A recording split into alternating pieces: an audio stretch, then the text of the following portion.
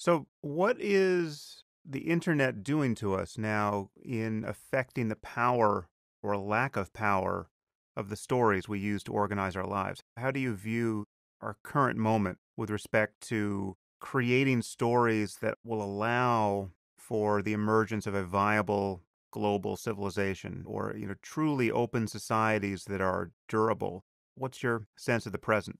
Well, there are two questions there, one about the internet and the other about a global society. And I think they're very, very different questions.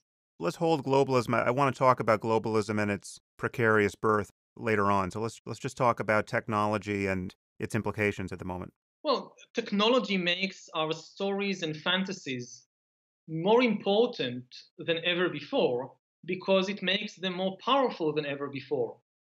If people in ancient Egypt wanted to live forever, they just couldn't. They didn't have the technology, so they fantasized. And their fantasies had a lot of impact on the economy because they used all the resources to build these huge pyramids. And it had an impact on culture and on politics, but the impact was limited. Now, when people fantasize about immortality, they're starting to have the technology to actually do it. I don't think it will be feasible in, say, 20 years, but given 50 years, 100 years, I don't think that overcoming old age and death is impossible. And then, whatever we fantasize on, whatever our dreams, whatever stories we believe, it becomes the most powerful force in the world. The very future of evolution, of life, will be shaped by human fiction. By human fiction, I mean the stories in which we believe. Yeah, Uh, yeah. Science and technology will give us the power to realize whatever fiction we believe in. And then the question, what is your favorite fiction, will become maybe the most important question in the evolution of life.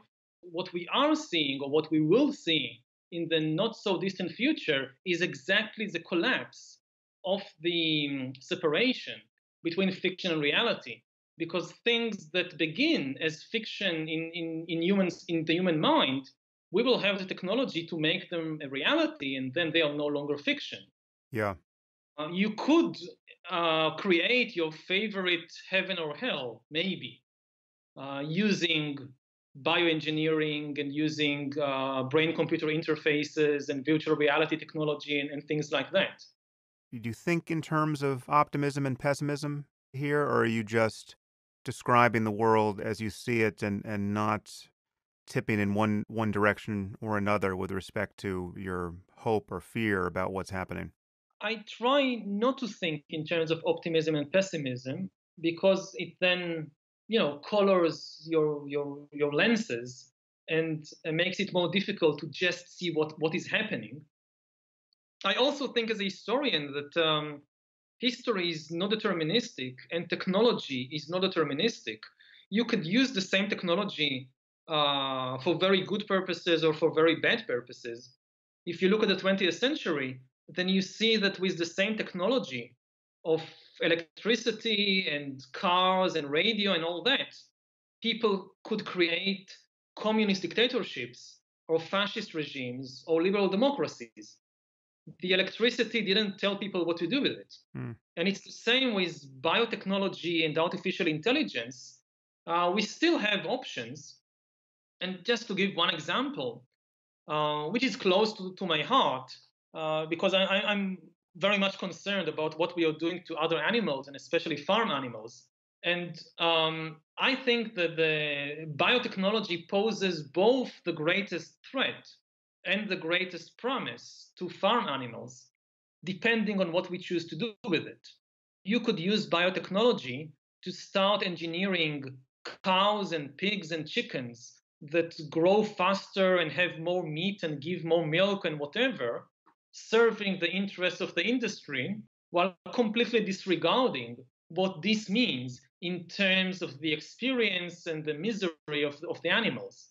On the other hand, you could use biotechnology to start what is known as cellular agriculture, Yeah.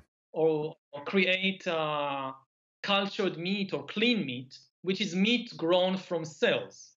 If you want a steak, you don't need to raise a cow and kill it and have a steak.